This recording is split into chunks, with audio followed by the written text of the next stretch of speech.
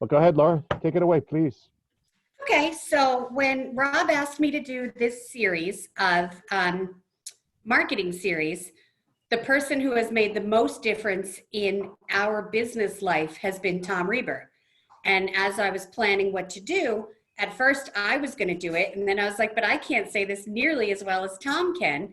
So I said, Tom, would you be willing to come on? And he said, sure. Tom has been our business coach for 5 years, and he helped turn us from a company that made, gosh, maybe 400,000 to 850 last year. And Tom taught us how to do sales, how to track leads, how to make sure we have money in our budget. And then in addition to one-on-one coaching, Tom runs this whole other companies called the Contractor Fight, where he advises contractors, and then also the Contractor Sales Academy, where they teach sales techniques. So I asked Tom to come on today to talk about some of his techniques for sales, for virtual sales. How's that? Tom, take it away. All right. Well, Laura, appreciate you asking me to be here. And I want to make one thing really clear.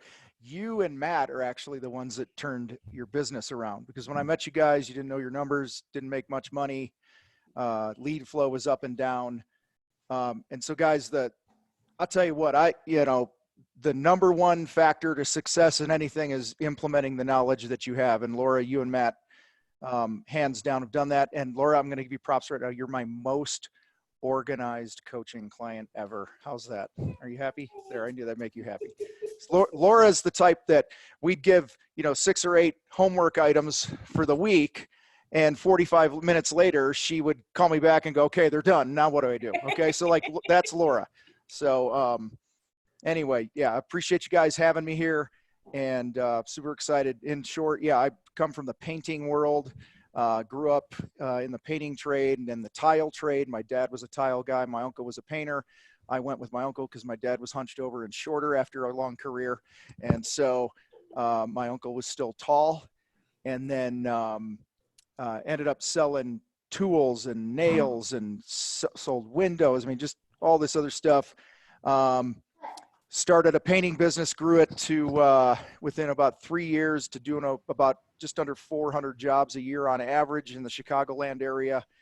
Sold my half of it in 2012 because somebody tapped me on the shoulder in 2010 and started asking for help in their business. And what I realized is that made me come alive, being able to help other people have success. And number one value of mine is that I want to have an impact with my life. And so I felt this is how I could do it the best and reach the most people. And so we got a ton of free stuff out there if you just type in the Contractor Fight to anything. But in short, we help successful business owners sell more, keep more, and live happier lives. That's really what we're about, all under the umbrella, bringing respect back to the trades. And so the things that we teach are all rooted in that. So super excited to be here, and ready to rock whenever you are, Laura. We're going to use your screen, right? We are going to use my screen. So let me go ahead and pull it up. Let's hit the play button. And I should probably do the other thing first so I could share it with you guys. That would help. I only do this 17 times a week. There we go. All right, got it? We should be good. So first, Laura and I want to thank Aquarius for having us. It's always an honor to be asked to be a part of something like this. So I want to give you guys props over there for being forward thinking and looking to add value to your people and your community and stuff like that. And this is, amidst everything that's going on in the world right now, the fact that we're able to do this and have the technology and all this crazy stuff, it's a pretty good time, I guess, to have this COVID thing going on in humanity's history, I guess. And I also would just want to encourage all the business owners out there. And thank you guys for showing up here tonight, because the fact is most business owners don't do what it takes to be successful. Most don't educate themselves. Most are binging on Netflix right now or something, instead of, taking, 45 minutes to an hour out of their Wednesday night to get better. So props to you guys as well. I like monitoring the chat box too, guys, because I have total ADD. I just want you guys to know that. So, but I love it. Anyway, Laura, before we get started, let's poll the audience. Okay. Teach them how to use the chat box here. So if you're in the audience right now, what do you want to ask them? What do you think? What trade they're in? How long they've been in business? It's your call. See, she doesn't know I was going to ask her this. So No. How about let's have them rate themselves on sales. 1 to 10 on how good you are with sales. And you can't use 7. Jorge, 9.9, like a gymnast. All right. What else we have here? Guys, I'm going to call you out. See, part of this training is we call you out. In my world, we call you out. Laura knows that. You can't hide. All right, we've got some 8s, 10s, 10 face-to-face, 2 online, 8, 7.1. All right, I love it. All right, do me a favor. Type your trade. Just type your trade in there, like your niche or whatever, just so I have an idea as if we get to a point to use some examples and things like that. Landscape, irrigation, okay. Landscape design. Yeah, we work with a ton of landscapers, a lot of water feature peeps, all that stuff. General contractors, remodeling contractors, electricians, painters, flooring, every single trade under the sun, to my knowledge, is pretty much able to use what we're going to talk about tonight. And I honestly think it's not even limited to the trades. If you sold, if I was a web designer, if I had a side hustle doing that, no matter what industry, I truly believe the things that we're going to talk about here are just some really good foundational things to help you sell. And so anyway, I'm going to shut up and we're going to get into it. So there we go. So anyway, tonight we're going to talk a little bit about how to sell virtually and pull ahead of your competition. Laura, before, actually, let's do this. I'm gonna bring you in a minute.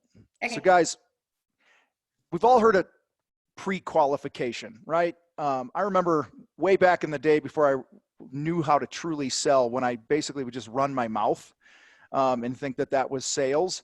And I would wow them with how much experience our company had and stuff. The phone would ring and I knew we had to do this thing called pre-qual. So my pre-qual really was kind of like this. Hello? Oh, you want your house painted? What zip code are you in? And do you have a pulse? And then I would run out for a meeting, tap dance for the job, tell them how great we were, and this is what we do, and all this other stuff. And then the chase would begin, okay? When I was really fancy, I had a tablet that I'd type some numbers into, and I'd email them the proposal when I was standing in the house with them or out in the yard, and they would give us the old, okay, I'm going to check with my spouse and we're going to get some other bids and we're going to do this whole thing, hence the chase, right? Or if you're not that fancy, you don't have a handy dandy little calculator iPad thing or whatever, do your bids on and stuff quickly, because I know you got to go back and, get pricing, you maybe draw some designs up, whatever you have to do for your industry.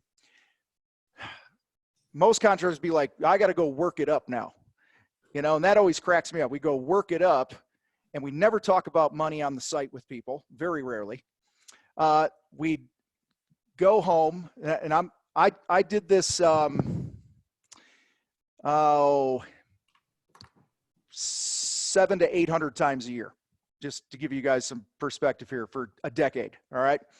And thousands and thousands of times, it would be 11:30 at night, and I would be typing up a bid. Okay. And then right before I hit send, my most crazy story here, this happened lots of times, but this one always sticks out. It was like, I think it was 1:30 in the morning. I'd been working on this estimate after the family went to bed for this paint job. It wasn't even a big paint job. Price came out to $12,200.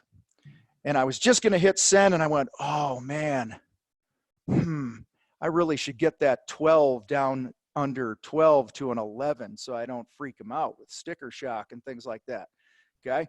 And so I took like $300 off the thing, brought it in at 11.9, and then I hit send. So let's just time out right there. Who's ever done that? Who's ever been working up a proposal, a bid, an estimate, whatever you want to call it, and you've negotiated against yourself, okay, right out of the gate. Yeah, Adam 100 times. Oh my God, Adam, geez, well, can't beat me. I did it thousands. All right, so guys, I hit send 1:30, woke up at 5:30 or whatever it was to jump in my truck and go to our sites and do all this stuff. My phone goes ding.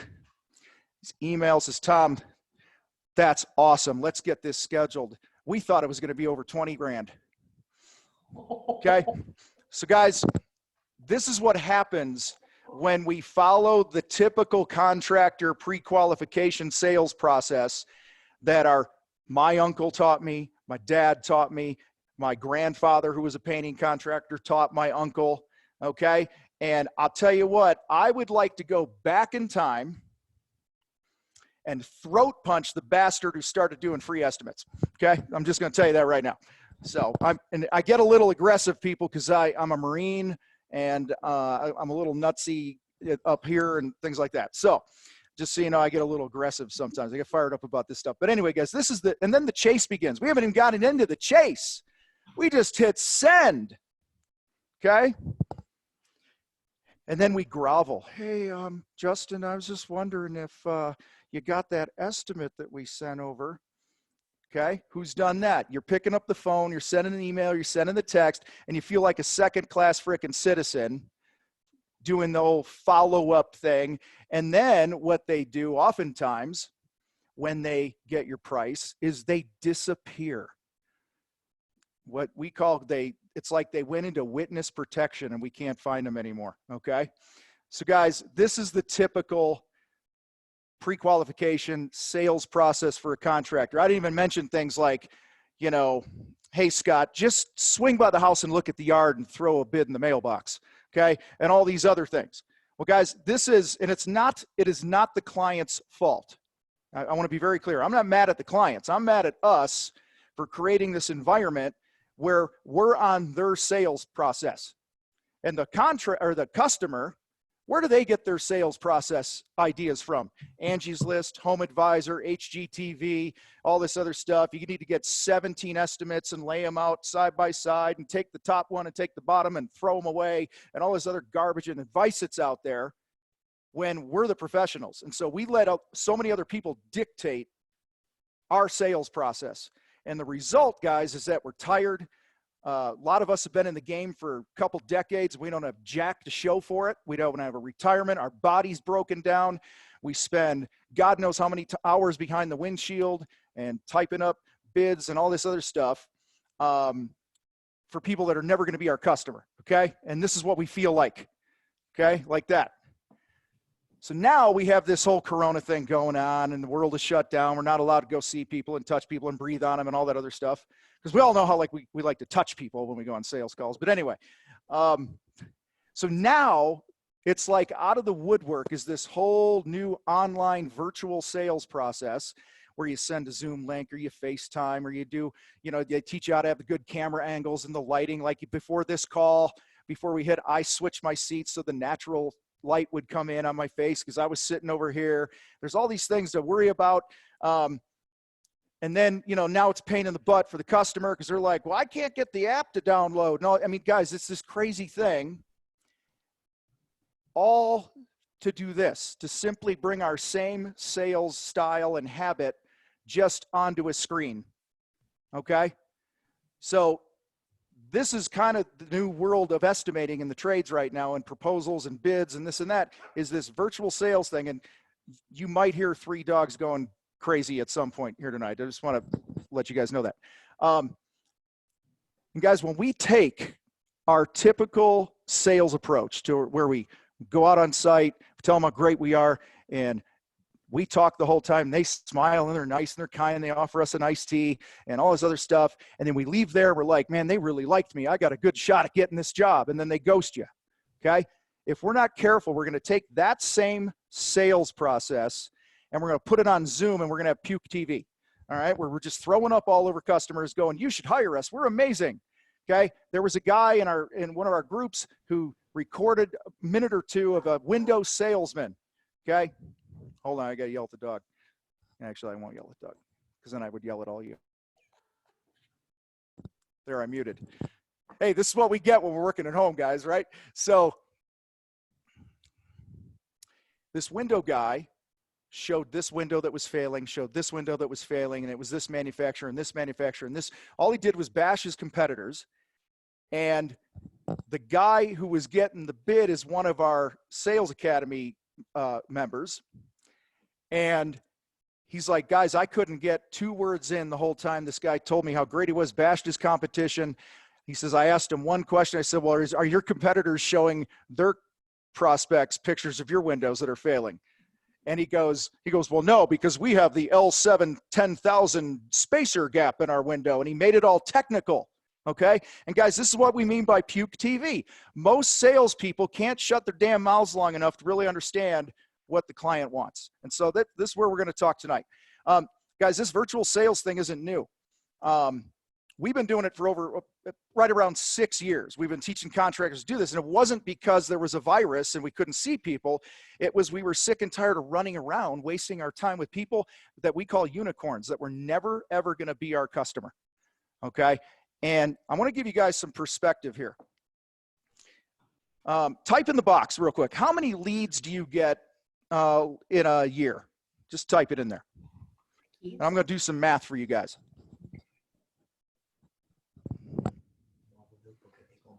How many leads come into your business in a year? All right, Jorge, 200. Brad, 200. All right, let's go with the first 2, 200. Guys, what we found, we've surveyed people for about 6 years. Contractors of all walks of life, okay? The average estimate takes about 4 hours of your life as a contractor. Think about it. You field the call, you set up the appointment, windshield time out there, get out, tell them how great you are, okay? Spend half an hour, whatever it is, doing your thing. Then you go home and you work the thing up, you design the thing, whatever it might be. Then you hit send at 1:30 in the morning after you've negotiated against yourself, okay? And then the chase begins and all the follow-up calls and this and that. So all combined, it's right around 4 hours. So in the case of Jorge and whoever the other one was there, Brad, take 100 leads. Let's do 100 leads first times 4 hours. It's 400 hours. You divide that, okay, by 40-hour work weeks. It's 10 weeks of your year. So Jorge and Brad could be 20 weeks of the year. If they're the, if maybe there's 2 salespeople and they're each wasting 10 weeks a year. Okay, you guys tracking with me so far? Okay, guys, this is a ton of time. This is why small business owners, this is why contractors never feel like they have any time. They're like, well, I got to hire another salesperson, or I got to hire somebody to do this, or there's just not enough time in the day. I can't train my guys. I can't wear all these hats. And it's typically because we're wasting at least 10 weeks a year in most cases running around on someone else's process. And the problem with someone else's process is it's never ours and it's always different. So you're always adjusting to whatever the client wants. Can you meet me Sunday at 2 o'clock? Oh yeah, I'll be right out. Can you meet me 5:30 on Wednesday night? Yeah, I'll be right there. Oh, hey honey, I got a bid tonight that I can't make it to. You promised you'd be home for dinner, okay? You promised that you'd be at Jenny's soccer game tonight, or whatever it is, guys. I mean, I've been there. Been in the trades a long time. Got 3 kids and an ex-wife who frequently was pissed off at me. Okay, for shit like this. So, because what's worse, when you blow off your family, you steal time from your family. The second part is you steal money because most of the time you go out there and you come home like an empty-handed hunter. Imagine the shame if you're a pygmy right now, somewhere in Africa, wherever pygmies live, okay? And they're out there and they're like, all right, Billy, get out there. Billy the pygmy, get out there and go kill a giraffe. And Billy's gone for 3 days and he's got to do the walk of shame back into the village with a spear that has no blood on it and he's not dragging any meat, okay? That's what happens, guys. We rob from our families. We steal time and we steal money and we steal it from ourselves. We blow off our hobbies. Type yes if since you became a business owner, you've blown off a hobby that you love. Okay, I was a working musician for years, and it was like 6 years and I hadn't picked up my drumsticks. Okay, I know people that don't go fishing. I know the people that don't exercise. We could go on and on and on of all the things that we would love to be doing. Okay. So guys, and if you're not feeling this pain, that's okay. You're probably feeling it in a different area. All right. But this has just been our experience, is it usually comes down, Scott says, and it is fishing. There we go. All right. So guys, 4 hours. I want you to think about it. Every time the phone rings, before you get in your truck and schlep your ass out there, all right, I want you to just call a timeout and go, is this worth 4 hours of my life? And so today, I want to drill into this. Proposals don't pay the bills. Okay. Writing estimates does not pay the bills. There are not enough zeros at the end of a proposal with a number in front of it to justify you just writing proposals. Okay. And so again, keep that in mind. The only thing that's going to change your life financially is lots of zeros behind a number, okay, happening multiple times a year. Okay, that's it. It's deposit checks. It's work on the board. So my ask is that you guys keep an open mind, okay? Because we're going to talk about some things, and I usually get half the room says, man, you're spot on. I'm in, you know? And the other half of the room is going, you're crazy. You don't understand my trade. You don't know my zip code. You don't know my competitors. All right. You might be thinking, yeah, Tom, this is all great, but there's no way consumers will go for this, or I can't compete against the illegals or the unlicensed guys or whatever your fill in the blank is. Okay. So I just want you to keep an open mind. So Laura, we talked about stealing time, stealing money. Let's talk about Aqua Reali a little bit before this. Give us a 30,000 foot view of what life was like in Aqua Reali. A lot of fights between me and my husband. A lot of time spent, like you said, where I would make him take the kids with him. So he would take them on all his estimates, estimates every weekend. And I told story last week that before we got involved in this, we would go out on 11 sales calls and make 3 sales. And now we go out on 3 sales calls and make 3 sales. Yeah. Kind of changes the game, right? Yep. Much more time and much more money, much more money. So I know we kind of talked about this earlier today. So to the degree that you are comfortable, give us a before bank account snapshot and give us an after bank account snapshot. Whew, when we met you, we were over 70,000 in debt. And that was a combination of credit card debt and line of credit debt. And now for the past 2 winters, we've had over 70,000 in savings just sitting in our accounts for the winter. And right now, as I told you earlier today, we have $140,000 in cash right now sitting in our bank accounts and no debt. Yeah. And last year, and I know each year, you're also funding your retirement in addition to the savings and paying all that debt off the last couple of years and things like that. And so, guys, I want to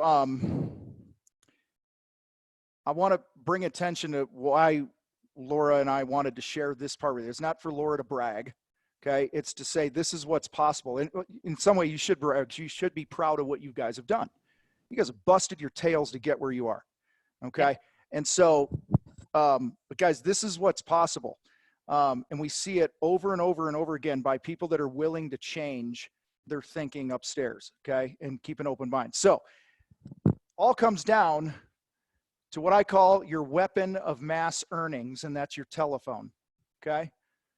Not a weapon of mass destruction. That's running around chasing unicorns, right? We're talking about a weapon of mass earnings. So type yes or no in the box. Would it be cool if you had a red phone and a green phone? When the red phone rang, don't answer it. That's the wrong customer, right? And then when the green phone rang, you'd pick that thing up in the first ring and go, let's go, baby, right? I mean, who wouldn't want a phone like that, right? I would. So this is the closest we could come up with is a phone pre-qualification process, right? All right. So before we go on, how's this sitting with everybody in chat box land right now? Does any of this resonate? Told you I asked questions. It's quiet. I didn't even believe it at first. Like I was like, this is stupid. This is just a sales technique and it's not going to happen. Yeah. So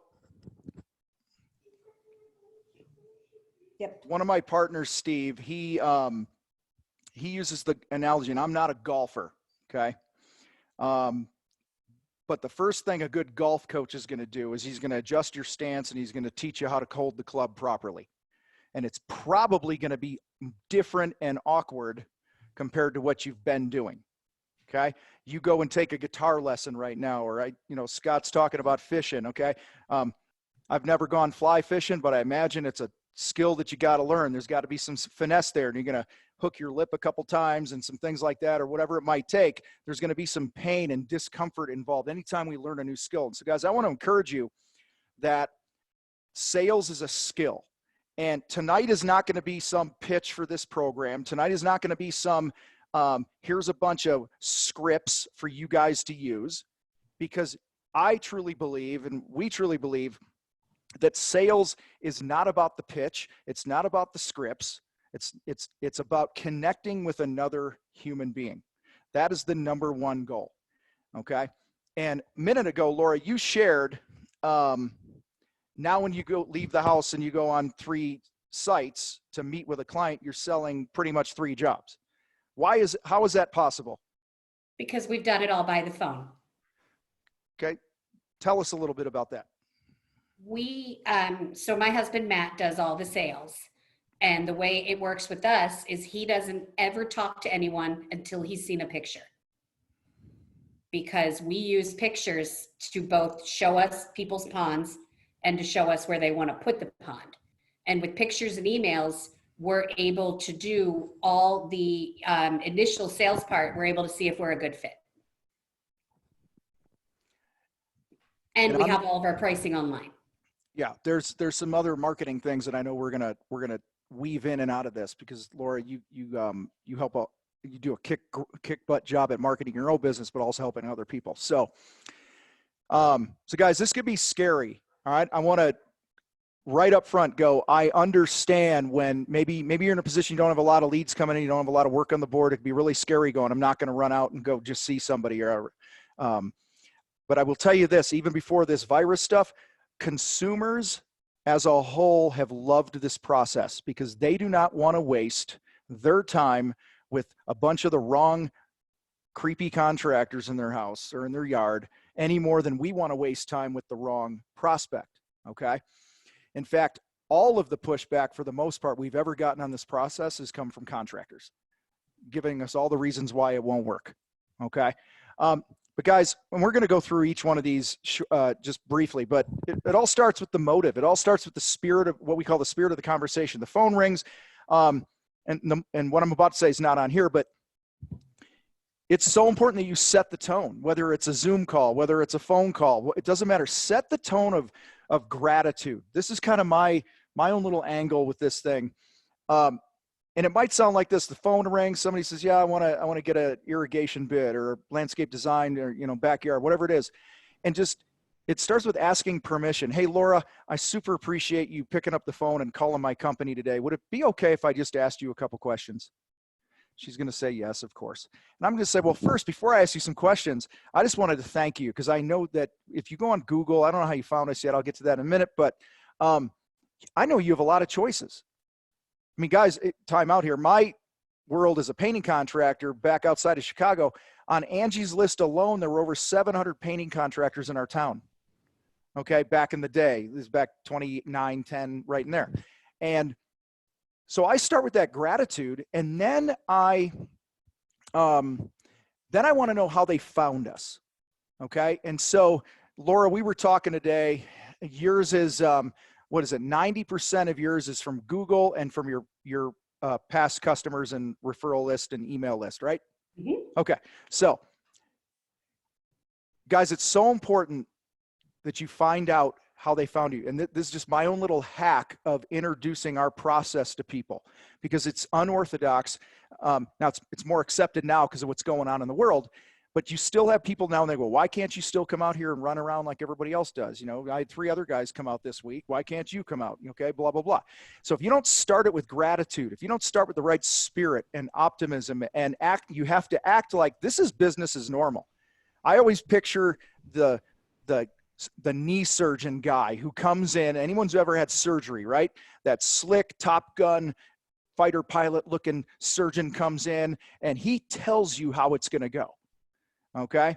And if he's got good bedside manner, that helps a lot more, but you have to have that confidence, you guys. And so I'm going to open it up with, if they say, yeah, I found you on Google, I'll say, well, listen, you know, if you don't mind, I just have a question or two about Google, because we spend a lot of money every year on marketing. And it really helps if you could just give me a little bit of feedback of maybe what you searched for or whatever. Just create a little rapport here. And people are happy to do it. Okay. And usually you'll get something like this. Yeah, we called you because you have a lot of good reviews. Or we called you because our friend down the street used you guys last year and they said you were really good. So those are the two most common things. And I'm going to give you a simple word track to set up this process. So let's say Laura says, yeah, I got your number from my friend down the street. I'm going to say, oh, great. Yeah, it was awesome working for Sandy and her family and stuff. That was a fun job last summer. Laura, just out of curiosity, what was it that Sandy said that made you want to pick the phone up and call us? All right. And for sake of time, we're not going to role play it right now, but Laura would say something like, well, you guys were really clean and you did really good work and blah, blah. They're now complimenting you. This is when I lead into the process here. And you guys, you could train your gatekeeper who answers the phone to do this and all this other stuff. Okay. I'm going to say, well, yeah, we hear that a lot, Laura. And would it be okay if I shared with you the process that we use that gets people like Sandy to say really nice things about us every time? Well, yeah. Well, it all starts with a picture. You can go to our website, upload a picture, you take a couple pictures of your work area, whatever it is, and text it to me, whatever works for you. And as soon as we get that picture, we'll get a time set where we have a 10 to 15 minute phone conversation just to really see if we can even pull off what you want to pull off. And we'll actually even be able to tell you what it might cost and if it makes sense for us to go to second base together or have a second date or however you want to word it, right? So guys, start with that gratitude. So this 5-step process we call the Shin Food, named after one of my business partners, Steve Shinholzer, pond guy. And it starts with the motive, okay? And I'm going to go through each one of these things real quick here for you. So the motive, guys, is really the why, okay? Why do they want to do this job? Okay, is that Max? Yeah. What's up, Max? Hi. Good to see you. All right, squirrel. Okay. They might be having a big backyard bash for their daughter's graduation coming up, right? Maybe they're buying a house and they're going to flip the thing. Maybe their happy mother-in-law there is going to be moving into the new room in the house, or maybe they're moving, okay? Whatever it is, guys, our number one responsibility is to find the motive through good open-ended questions. They run their mouth a lot more than we do. We shut up, okay, and let them talk. Don't make assumptions. There's all these things that go into the motive, but it really comes down, you've got to remember, they buy for their reasons, not your reasons. Okay? People buy for their reasons, not your reasons. So let me give you an example. I had a project one day. I walked in, and I actually did this in person. It just worked out where I did it in person for a paint job a while back. And I walked in, I got in the foyer, and I just said, and I'll give you guys a question here. If you just ask this question and shut up at some point in the very first part of the process, a lot of good things will happen. And it goes something like this. It was a guy, it was like, whatever his name was, Scott. I know we're going to walk around and you're going to tell me what you want done and blah, blah, blah in the house and this and that. We're going to figure it up and do our little thing, right? I said, but just out of curiosity, this is where I want to visually put them in the moment. Okay. Like I got this kitchen island back here, right? I go, at some point, you're probably gonna be standing at the kitchen island over there, stroking a final check to some painting contractor. On the last day of the job, you're gonna hand them the check. They're gonna drive off into the sunset. See what I'm doing, guys? I'm trying to put him, I'm using story, visualization for him, painting a picture.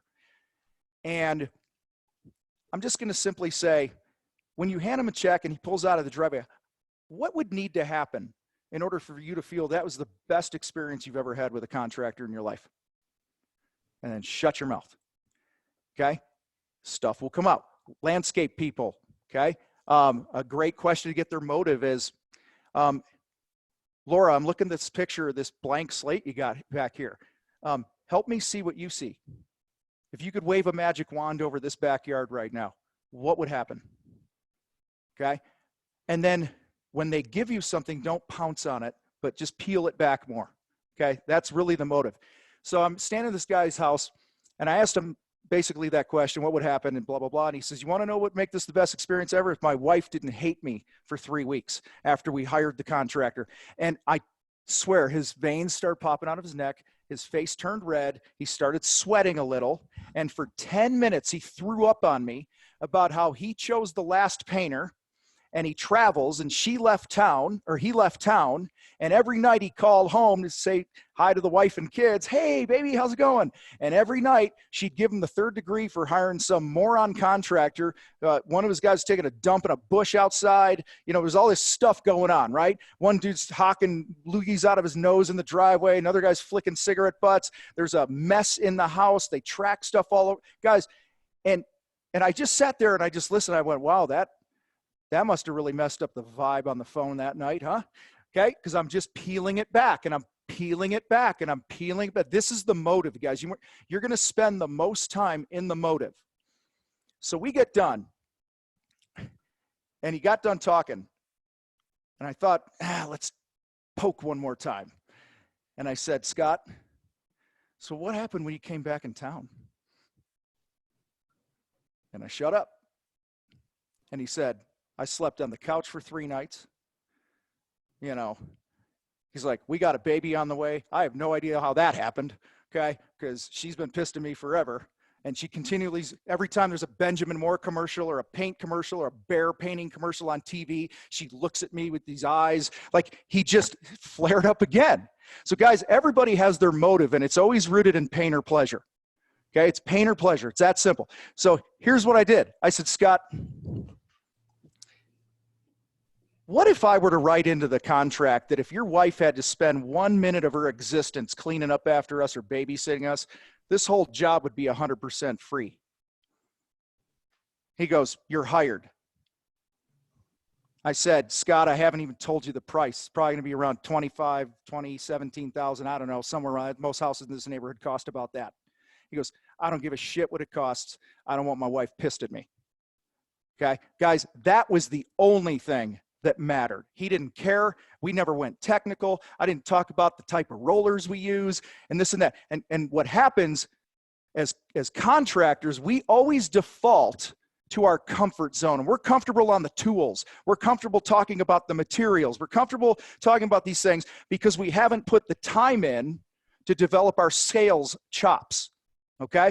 And so it's going to be hard in the beginning, but just like anything else, when you commit to it and you're coachable and you're role playing and you're practicing and all these other things, guys, you're going to be amazed at the things you get out of people. I had another woman, her motive was best thing that happened here is, or she said, I asked her, what's the worst thing that could happen with a contractor here? She said, you wake my twins up. You do that, I will kill you all. All right. Because her kids were little babies and she never got any sleep. So her motive wasn't the paint job. She wanted her house done. Her motive of selecting a contractor was who understood her the most. And guys, that's what this, whether it's this process or any other sales process you will ever use, hands down, it comes down to you connecting with the motive of another person. All right. So in the chat box, give me a thumbs up if you're with me. You can even do the middle finger emoji if you want. Won't hurt my feelings. All right, that keeps it a little more entertaining for everybody. Yeah, for us, people don't care. They just want to know what I'm going to get and what it's going to cost. Yeah, and a lot of times they don't even care what it costs as long as they get what they get, okay? We all have a magic money tree. I'm telling you right now. Everyone has a magic money tree for the things that are important to them, all right? And if you can connect with that, you're good. All right, so then we get into the money. Once you understand what they want, then it's easy to go, okay, I'll be right out. This is where you guys slow down and say, and I'll just give you a couple transitions here to the money. Laura, would it be okay if we talked about what something like this might cost right now? Role play this part with me. Let's do this. Sure. Part. Yeah. Okay, cool. So Guys, now I'm going to recap back to Laura. So Laura, what I just want to make sure I get this right. So just let me recap this. This is important to you and this, and don't wake the twins up or you're going to castrate us all. Okay. And then this is important and blah, blah, blah, and needs to be done by this time, whatever that thing was. And then you want to go, is there anything else that you'd want to tell me? Because a lot of times there'll be one more thing, and it's never money. It's always something else. Then I'm going to say to Laura, one of a few things. I could say, well, Laura, I have a pretty good grip on this now. So in order to pull all this off, am I going to be designing you a $100,000 project or a $60,000 project? If I come right out and say, Laura, what's your budget? She's going to lie to me because people are afraid of salespeople. Okay. Raise your hand or type thumbs up or yes in the box if you've ever lied to a salesperson. Okay. Multiple times. Yep. We all do. Just looking. And, yeah. Just looking. I had 50 grand in my pocket to go buy a truck, and I'm walking around the lot and the guy's like, hey, can I help you today? And I'm like, no, I'm just looking. I had every intention of buying that damn truck. Okay. And I bought the truck, but I bought it somewhere else because I didn't like him. Anyway. So guys, this is a real direct one. This is my go-to phrase to talk about the money. Because guys, listen, the last thing you want to do is get all excited and go, you go out there, you tell them it's 40 grand and they're thinking 4, right? They're on Pluto, you're on planet Earth, not a good situation. And then they ghost you or whatever. And, you know, then they want to negotiate and all this other BS or whatever if you're even close. So what I do is I go, well, based upon what you're telling me, Laura, this is where I use a technique called bracketing. There's 4 numbers involved, 2 at the top, 2 at the bottom. So I'm just going to make something up here with a water feature because Laura does water features. Say, Laura, based on what you're telling me, I have one of 2 ways that I can approach your project. So the first way is we could come in here and put a mind-blowing swim pond back here because you talked about really pulling the family together and you want to have your grandkids here and things like that. We could even get crazy and put a zip line in from your master bedroom balcony down into the pond, and we could do some cool fire things over here and blah, blah, blah, and something like that. We're thinking 150 to 200,000 bucks. Pause. Sometimes they'll go, okay. Second part of the bracket. Or we could come in, do a nice, 11 by 16 water feature with a kick butt waterfall. I know you said the sun kind of goes down there. Maybe we put the waterfall there so you're facing it at sunset. You can see the sun going down, put some nice lights and some koi and this and that. We might be 25 to 30 grand for that. Which conversation does it make the most sense for us to have right now? That line right there, and then shut your damn mouth. Because they might be thinking, could we do the big one? Or they might be thinking, yeah, I definitely want to do the lower one, but where am I going to pull the money from? Which account am I going to get the money? Like, guys, you never know what, don't make assumptions. Which conversation does it make sense to have, or a variation of that will always get you their budget? Because you'll hear, let's just go, 5% of the time they go, yeah, let's go with the high end. And I paint a picture like, yeah, we can go crazy, zip line, this, that. This is probably going to be in some magazine somewhere, whatever, feed the ego a bit, right? Okay, or we could do this. So, all right, sometimes they're going to pick that one. Most times they're going to go this lower one. Sometimes they'll go, do you have anything in the middle? Okay, don't just go, yeah, just say, yeah, what would that look like to you? Again, you're peeling it back. You're not making assumptions. Okay, or mirror it in the middle. Question mark, inflection up on the voice. Okay, so if they go, oh my God, that's outrageous. We got 43 other estimates last Sunday, and you're $40,000 higher than all of them. Who's ever heard that? Okay. Then you simply say, yeah, I get that. I hear that from time to time. What do you think our next move is here? You're taking control of the process by giving them control. Most of the time, they're going to go, yeah, screw you. We're going to hire one of the other guys, in some variation of that language, right? So you just saved yourself 4 hours of your life on a 10, 15, 20-minute phone call, okay? So guys, don't be a chicken when it comes to talking about the money. They know that you need to pay somebody, and you know they have to pay you. So don't be a wuss when it comes to the money.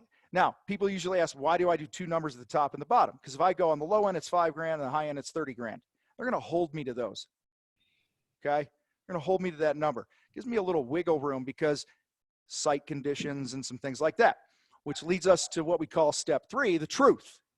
Okay? And the truth is just that. This is where contractors usually go, well, Tom, I have to go see the property at some point. I got to go. Painters, I come from the painting world. Painters could complicate a one-man parade. I'm telling you right now, the most complicated human beings on planet Earth, and they should all be slapped, including me. All right, so they're like, well, I can't give a bid unless I can touch the wall because I'm an artist, man. Okay? And some pond guys are like this, by the way, artsy and this and that. Right, Greg? Just kidding. Anyway, so the truth, you guys, is what's going to happen when I come out. You never invite yourself out. So they go, Tom, that 20,000 to 30,000 range is right in the budget that we thought. Okay. Now remember, buyers are liars. Okay. So we need to go, all right, well, that's cool, Laura. Well, let's pretend you invite me out and I tell you it's 25 grand, 23 grand, 28 grand. What would happen next? Well, we'd cut you a deposit check and do the job. Let's go. Or we'd have to get a few more estimates and compare, blah, blah, blah, which is usually what you hear. Okay. At that point, we actually, and I can't go deep into all these, but we actually encourage people to go get estimates. You know where I'm in. This is the free estimate part of our free estimate here. It's this phone call. This is the free part, okay? So anyway, I don't want to get too many tangents here. So it's simply, you want them to invite you, and then what would happen if I did come out there? If you did have me come out, what would be our next move? Step 3 is also this. Laura, I know I told you 20 to 30 grand for this thing, but I just want to, I want to be totally honest with you. Are you cool if I'm totally upfront here? Yeah. All right. On rare occasion, and this is about as common as an alien sighting in my backyard, but so it doesn't happen very often, but on rare occasion, I get out to a job site and there's a game-changing site condition that will prevent me from doing it for that 20 to 30 range. It might be gate access, and it might be trees, it might be some crazy thing that I see just through my years of experience. And I just want you to know, if I come out there and I see that and I can't do it for that range that I promised you, I'm just going to call a timeout, and we're going to just have an open conversation about what our next move is going to be. Are you cool with that? Yes. All right. One more ask I have for you here. If at any time you feel like you don't want to move ahead with us, would you just tell me? Yes. Okay. Because in the sales world, like there's this thing that we're like supposed to make follow-up calls, and we're supposed to email people and follow up until they tell us to get lost. And last thing I want to do is bother you if you don't want to work with us. I'm totally cool with that. So guys, I'm giving her permission to tell me no, that I'm okay with it. I'm also saving my ass if I get out there. Here's what happens if you don't do step 3 properly. I'll tell you this right now. This is where guys go wrong. They go out there, they told them 20 to 30 grand. They get out there, they see the site condition, and then they go, yeah, it's gonna be 43 grand. Now you're just like every other bait and switch used car salesman on planet Earth, and all trust has gone away. Guys, when I set my brackets 20 to 30 grand, my 20K price at the bottom is usually a few grand higher than what I think it's gonna take. That way, when I get out there, I could do the opposite. I can go, hey, Laura, you know how I told you it was gonna be like 20 to 30? Yeah. Well, listen, for the base pond here with the lights that I told you about, we can actually do it for 18. Now she's happy. Now she doesn't feel taken advantage of. And usually what happens in their minds, you guys, if they agreed to a 20 to 30,000 budget, they're thinking 30. So they're already prepared to spend 30. You just told them it's to be 12 grand less than what they're prepared. They're going to option the shit out of the project and walk out of there with 40 grand. I've seen it happen 100 times. Okay. So step 3 is super important. All right. Influencers. Anyone ever seen this in front of them as a salesperson? I have. All right, guys, this all comes down to those times when they go, yeah, I want to talk to my spouse. I want to talk to, whoever. I want to talk to the owner of the building, right? I spent 6 hours on a paint estimate one time and they didn't even own the damn house. Okay. Like, how stupid was I? Okay. Now, these steps are in order here. When you get comfortable with this, you become a really good listener with empathy and things like that. You will learn to kind of move these around. So like, hey, paint a picture of me, what you want in the backyard. Oh, I really want this. I really want this. Is there anyone else who's really excited about this in your home? Oh yeah, my wife, she's totally wanted this thing and blah, blah, blah. And I'm like, and then we're talking about the money. Once you get through the money and I say it's 20 to 30 grand, I'm going to revert back to that. I'm going to go,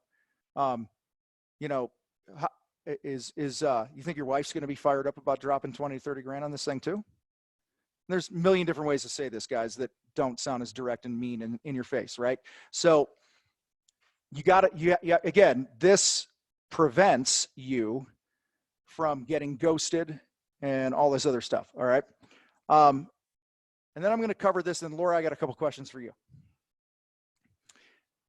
Then we get to the BS meter, which for us is the consultation fee. We got people that charge from $100 to $500 to $1,000 to go stand in somebody's yard and tell them exactly what they told them on the phone. Okay. And if they go with you, then you just apply it toward the deposit. And if you don't, at least you walked out of there with $200, $300, $500, whatever it is for your time. Right. So, because people will tell you, yeah, this sounds good. This sounds good. This sounds good. Oh yeah, my wife's totally on board. And again, this is where making it your own, you guys, and having some humor. I use humor. It's just a default for me. This is why rapport and gratitude and all those things we talked about up front are so important.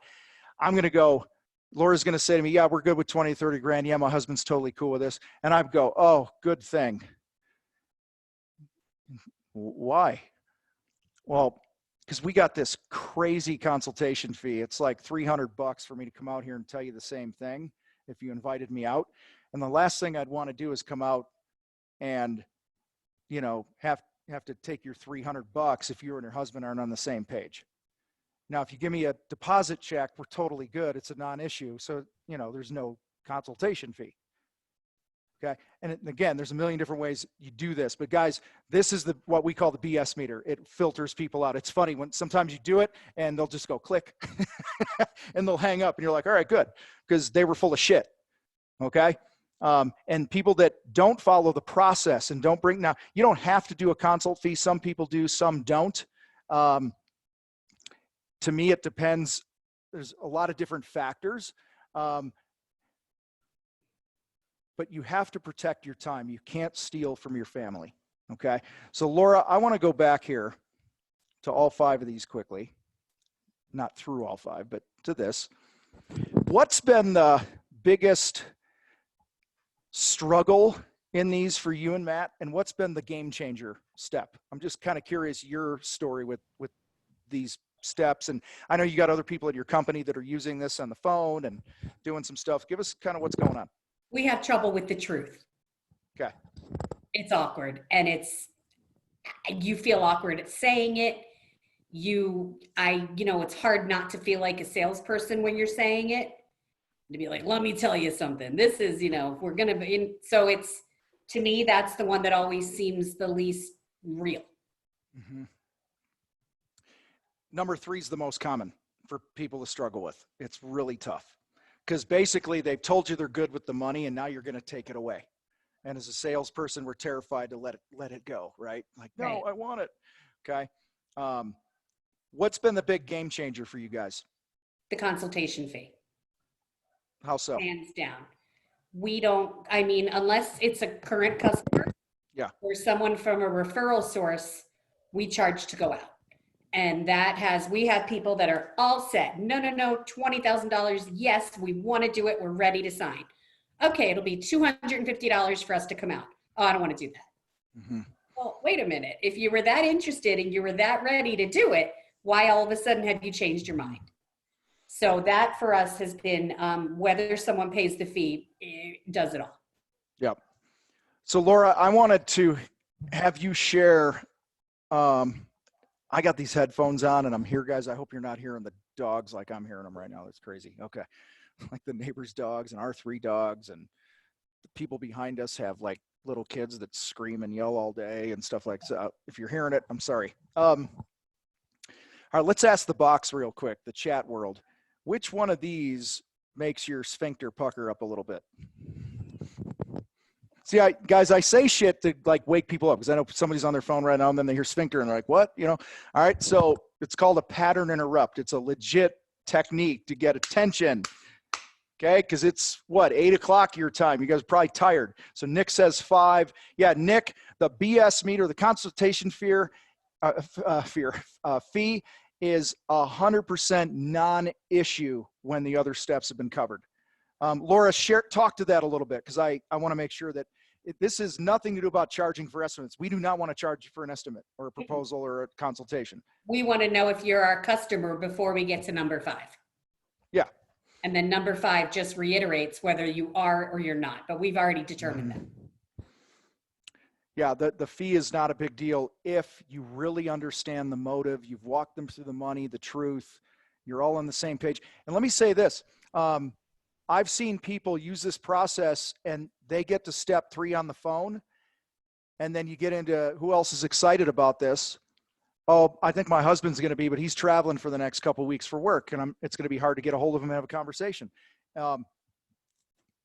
I want to say somebody took 3 to 4 months between step 3 and 4, because the way he left it was, well, listen, I don't want to come out there and charge you this crazy consult fee if you guys aren't on the same page.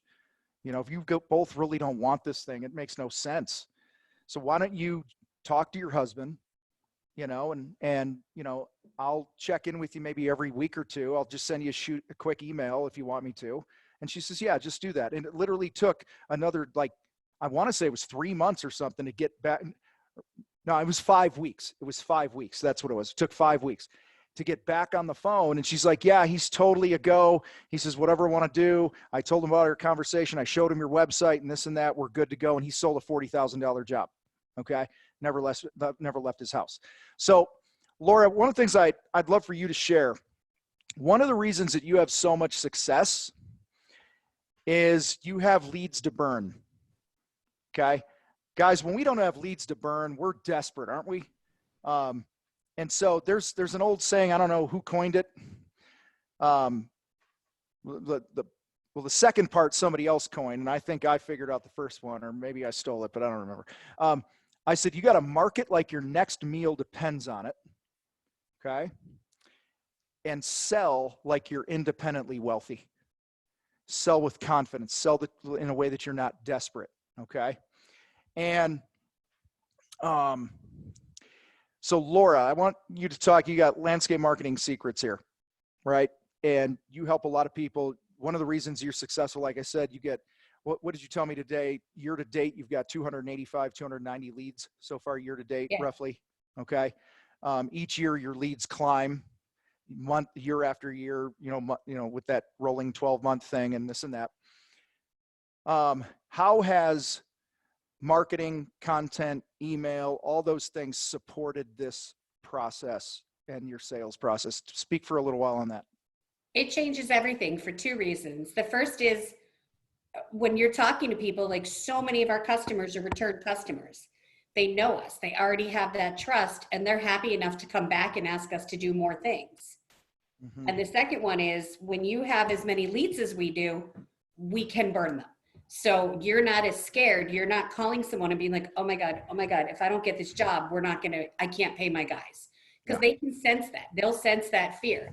And when you're able to say, I have 4, like my husband today had 4 sales calls in a row, because I showed everyone last week that we use, You Can Book Me and how to book out your time. And so if he had 1 sales call, and we're booked till July. So if he had 1 sales call today and we needed work for next week, he would have been freaking out and they would have sensed that. Instead, he's basically coasting. He's like, I can't do this till July anyway, but here's what it's going to be. And that takes the fear out. And then people sense that and know you're not desperate. I know you do a lot. As we work together through the years, your number one marketing strategy is basically being the best educator. Yep. And Reaching out so to my customers. talk how that helps the sales process, that expert positioning. We had one customer who, no lie, I asked her how she heard about us, and she said at the Chestnut Hill Festival. We hadn't been there in 3 years. I was like, it's Chestnut Hill Festival? She's like, yeah, 3 years ago. She kept our information, and she got our weekly tips and our monthly newsletter for 3 years till she was ready to sign on. Mm-hmm. So what I did is when she was ready, she didn't have to look for someone new. She knew a company that knew what they were talking about, that had been educating her for years, and it was easy for her to decide who to hire.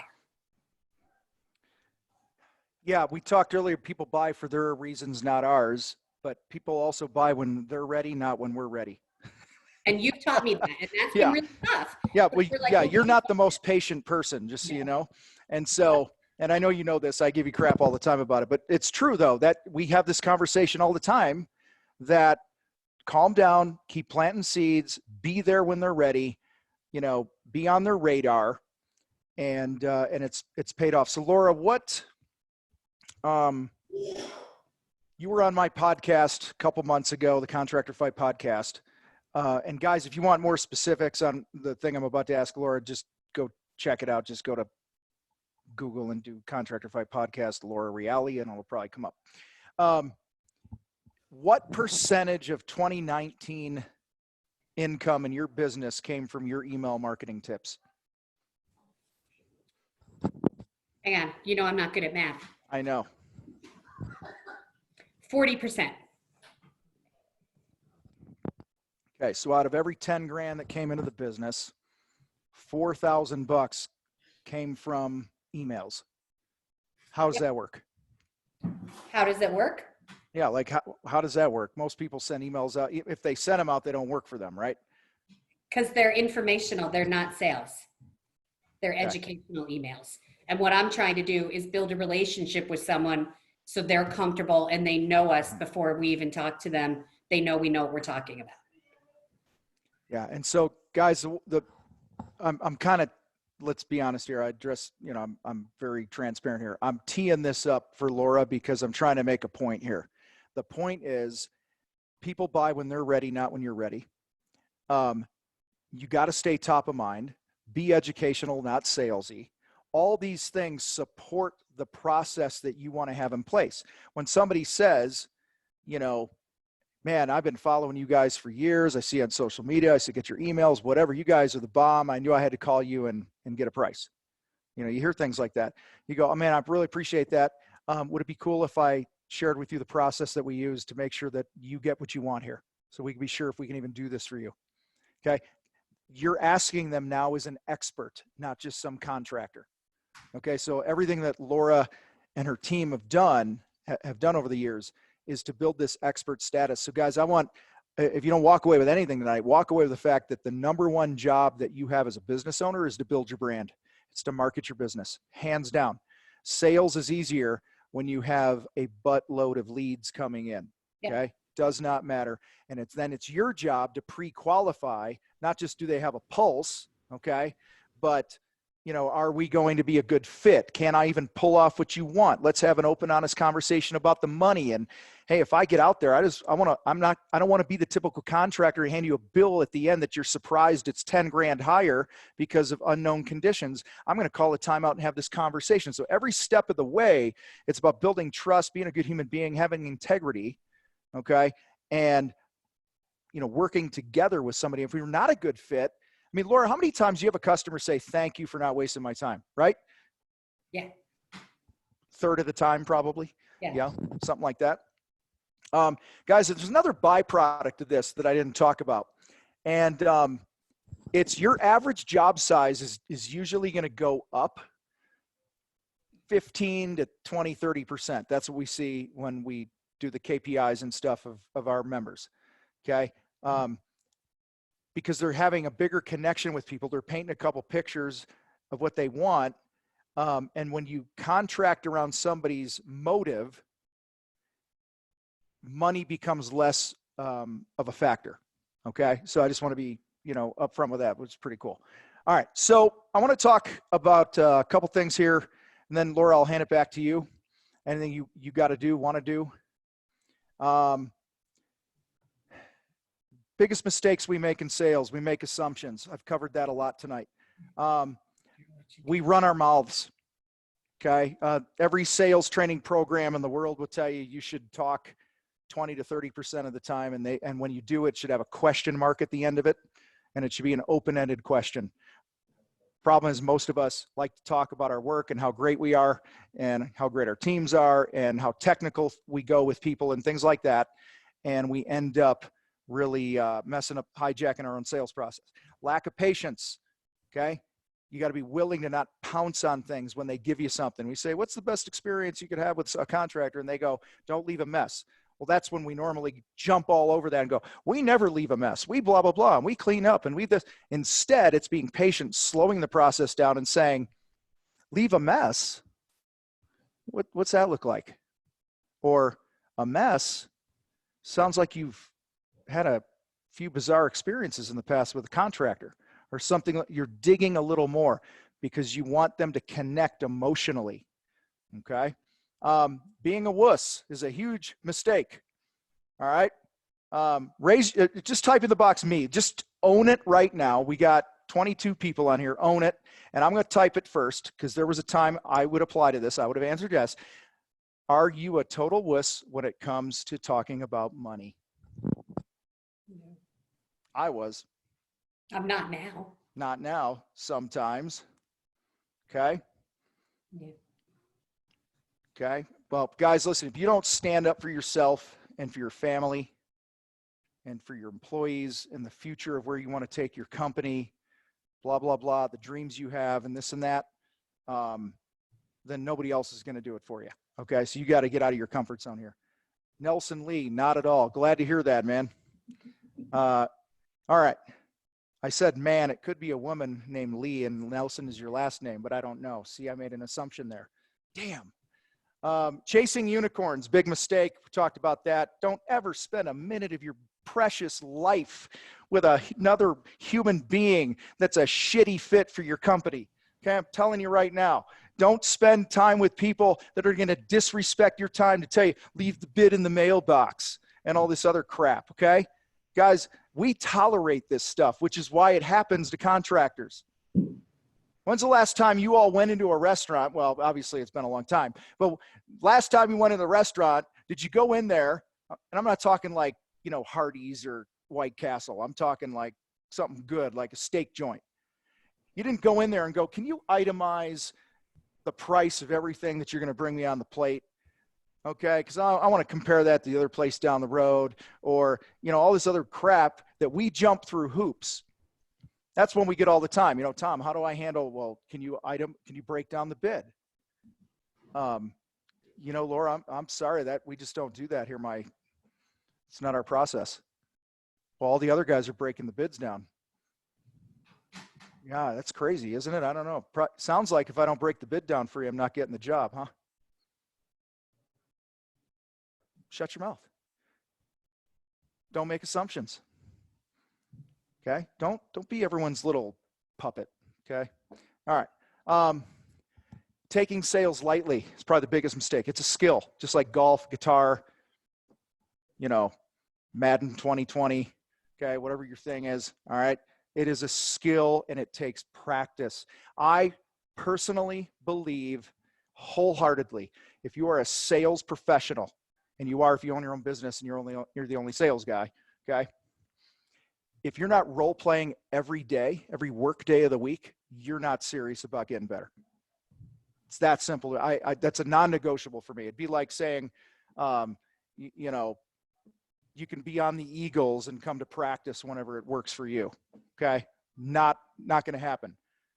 How much time does a Major League Baseball player spend in the batter's box, in the batting cages? How much time does a golfer go to the driving range? Like they're there every day, you guys. They're working on their short game, their drive, their whatever it is.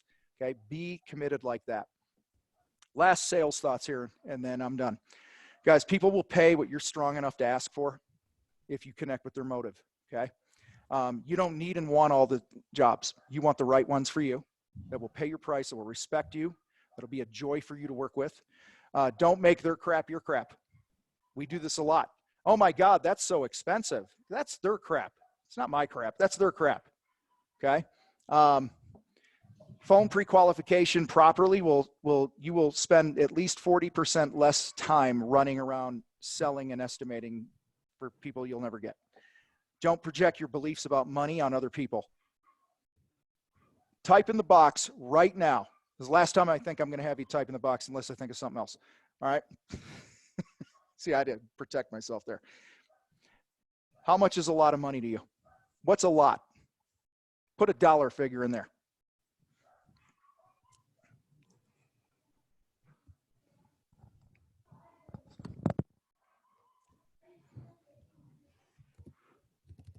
$100K, $500. I'm not a project, you guys. I'm talking money. Like you got to spend money for something. I'm sorry, I worded that wrong. 2 million, 2 fishing licenses plus trout stamps. One was out of state. Jim's wife says $1 million.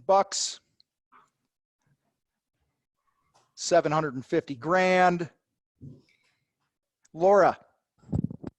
Yeah. You got a big pile of money in the bank and you said $500 is a lot of money? Uh-huh. Why? Because it's my money. And I always tell Matt, when we're talking about a job, I say, you know, if anything, if anyone gave me an estimate for anything in my house that costs more than $500, I would think that's a lot of money. So we need to approach sales with the same attitude that this is, you know, but that's me. That Right. doesn't mean you think it's a lot of money. Exactly. Okay. So in Laura's case, if Laura were doing 100% of the sales in the business, anytime she had to charge somebody more than $500, she'd have this head trash playing in her head going, oh my God, I'm too expensive. I'm too expensive. So that's what I mean. Don't project your beliefs about money onto other people. Okay. We know a guy, Laura, who does amazing landscape projects for multimillionaires and billionaires on the East Coast. And he was terrified to talk to these guys about it was going to be 50 grand or 100 grand to do a project. He was terrified. Okay. He was projecting his beliefs. Okay.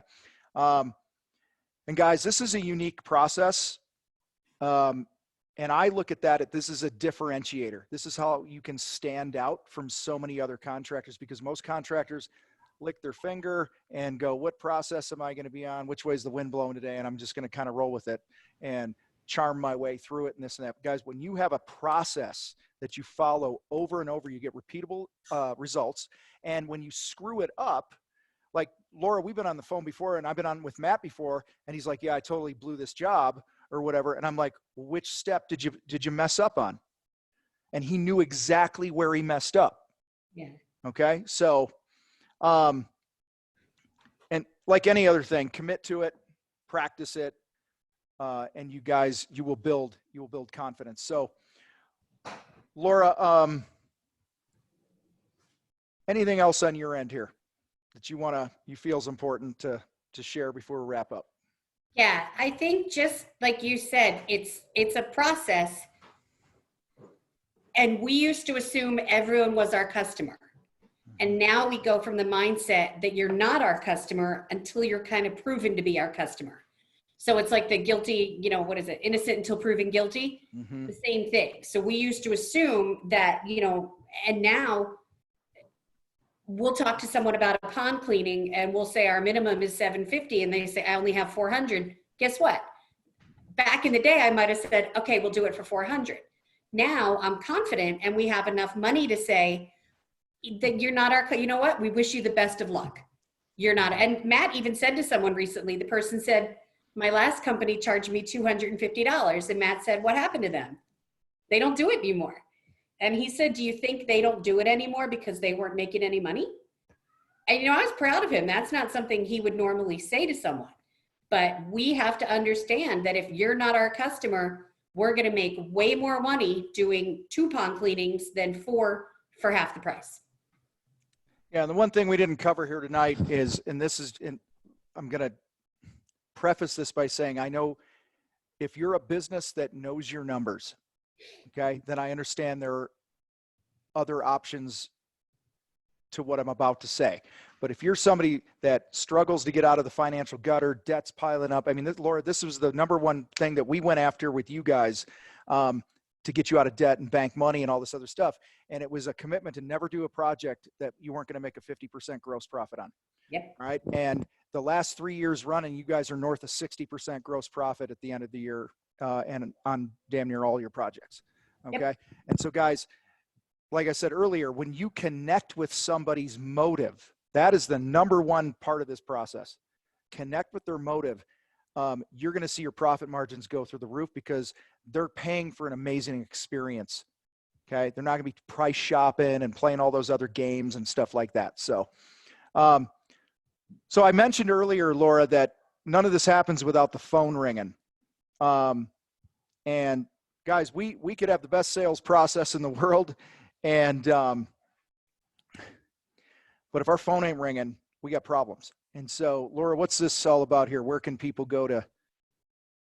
My job is to give you free advice and or paid to help you get more leads and more phone calls. So I kind of do the part before this part because yes, you need to do the sales, but you can't do sales until you have people calling you. So this is my website you can go to and find out. It has all the information on my pricing. And I also have free weekly tips and a free podcast, a weekly podcast as well. And then next week, we're going to finish the series by talking about how to make a marketing plan in 3 steps. And I'm going to go through Aqua Reality's marketing plan, and I'm going to share all the different things we do, whether it's gifts to customers, whether it's, you know, all these huge things that we do in order to keep the phone ringing. So that'll be the 3rd in the series.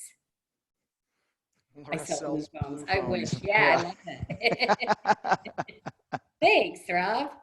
I'm trying. So that's what the next series will be, is how to get the phone to ring more. Good stuff. Well, listen, everybody, I want to thank you all for being here. If you got a question you want to type in quick, I want to be respectful of the time here. I know we went over a bit. If there was And even a Tom, time you limit. have a free group on Facebook called the Contractor Fight. Yep. Yeah. People can go to that for free and start learning a little bit more about Shinfu and the process of what you do.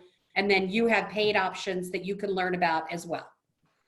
Yeah, just anything Contractor Fight. And guys, if you're interested in taking the things that we talked about here today with the sales process deeper, you can just go to contractorsalesacademy.com and you could schedule a free demo and look under the hood and all that other stuff. So We recommend it. we have hundreds of pieces of content, podcast videos, things like that, that so much of this stuff is out there. We just give it away. But if you want to move faster, we tell you to join one of our programs, and there's no pressure to ever do so. So I just want to thank, before I turn back over to you, Laura, 100%, Aquarius, for having us here tonight and letting Laura bring me on. And Laura, I want to thank you for inviting me here tonight. And then also just for being kick-ass. Seriously, Laura, you, there's a lot of good things happening in your company, and you guys always do things the right way. And I appreciate that.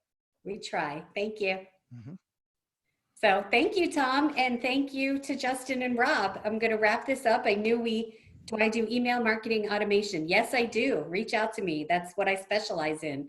I can make automations for anyone. And Jorge's telling everyone, join the CSA, the Contractor Sales Academy. We agree, Jorge. And yes, my job is to automate your process a little to help make this whole process a little easier. So thanks, Tom. Thanks, Justin. I think we're done. You got it. Laura, thank you. This will be the most valuable hour and a half we upload on our YouTube channel. Fantastic presentation. Looking forward to next week. Thank you so much. Thank you. Thanks, Tom. You're the best. You're very welcome. Thank you. Thank you, guys. Thank you, everyone, for joining.